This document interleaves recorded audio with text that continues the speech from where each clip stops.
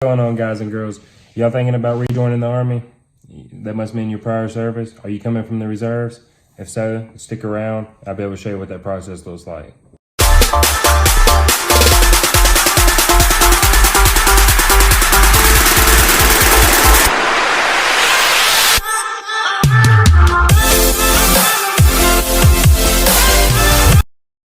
Step one of the process is going to be, you're going to want to find a good recruiter. It took me 2 or 3 different recruiters until I found one that was serious, because as some of you may know, recruiters don't always get any bonus points from putting in somebody that's prior service.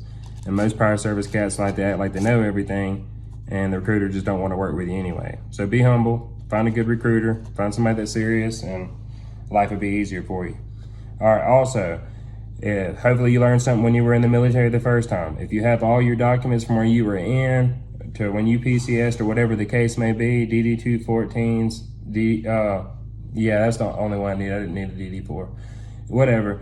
If you have your documents, bring them. Bring them where you went to basic training. Bring them your DD-214. Bring the documents when you graduate AIT. Anything, just bring them with you.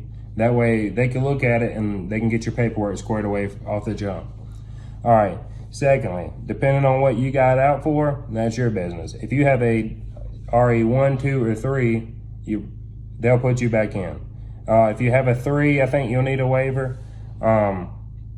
You will have to get a waiver, and depending on how hard you hustle and how motivated and dedicated you are to getting back in the military, it's going to depend on how long that waiver takes back. For example, I know people that put in for a waiver, didn't stay on their recruiter, whatever, and still ain't got back in yet. I stayed on my recruiter. I asked him at least once a week, you heard anything? You heard anything? And he pushed through, got my waiver back. Before he got my waiver back, the commander of the recruiting battalion called me, and I did a phone interview, and I explained what happened, why I was out, et cetera, why I wanted to come back in, because I had a RE Code 3. I was working off and I missed a couple drills. That is what it is. I'll be open and upfront with you. So I got general under honorable conditions discharge with RE Code 3. They let me come back in, no problem. Just told them that, I've missed the military, got a kid now, et cetera. So just be open, be humble, stuff will go your way. All right, once you get your waiver, you've been working with your recruiter, they're gonna schedule you for MEPS. I don't have to go on and on about MEPS. We all know what MEPS is about. MEPS don't change. So that being there, that's how it's gonna go. All right, so you go to MEPS.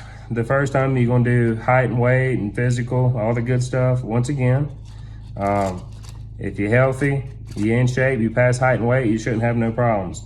When I went, I was nervous. I was thinking about 10 steps ahead when I hadn't made it on steps 1. So I was a little nervous, my blood pressure was high. Never had a problem with high blood pressure in my life. It was the nerves. So that being said, I had to go back to MEPS a week later after going to civilian doctor twice and get my blood pressure cleared when I wasn't nervous. Hey, it's the name of the game. Sometimes the doctor, they'll work with you, sometimes they won't. But anyway, stuff worked out, got back in. So say stuff goes good at MEPS, whatever, you're gonna get ready, you'll sign your contract. Here's the thing with the contract. You fall under the prior service business rules. So if you've been out for 5 years or more, besides the Marine Corps, I think, you will have to do or redo basic training. Yeah, bummer, I know, but you done it one time, it ain't that bad. So that being said, if you've been out 5 years or less, you don't have to redo basic training. Me and my liaison argued up and down because he tried to tell me it was 4 years and I knew it was 5. And after about 10 minutes of going back and forth, finally one of the subordinates in his room said, it is 5 years. So therefore, I didn't have to redo basic training. Would I minded, or would I have redone it? Yeah, if it came down to it, for sure. But if you don't have to, why would you, right? All right. So that being said, you're gonna fall under the prior service business rules. You have to look them up. You can look them up online. It tells you what MOSs for your pay grade, etc. you're eligible to do if yours isn't open. So I had 2 jobs in mind that said they were on the business rule. I picked them out, went to MEPS, went with my liaison, worked with him. And at that point, they said both of the jobs that I wanted were not open at that time. I said, well, what do you have? Well, they go through it. He was on the phone with ROC from Fort Knox. They talked back and forth. He wrote down 15, 20 different MOSs I qualified for. Lo and behold, my old MOS was on there. Okay, so I picked my old MOS, and if you do that, and you don't have to redo basic, etc., you could ask for duty station of choice. And you may not get exactly what you want. I put Bragg and Campbell as my top two. Neither one of them were open. So what do you have? Once again, wrote down the list, a bunch of places I didn't want to go or didn't want to go right now. And then halfway down the list was somewhere I wanted to go. So I ended up getting duty station of choice. No basic training, no AIT, PCS straight to my unit. All right. What your PCS is going to look like when you ship out, you're going to go home after you sign your contract, whatever. You can go be with your family, get stuff squared away. They'll give you a date. If you're a single soldier going back active duty, they will give you a plane ticket and you will fly to your duty station. They will put you up in barracks and you will start your in processing.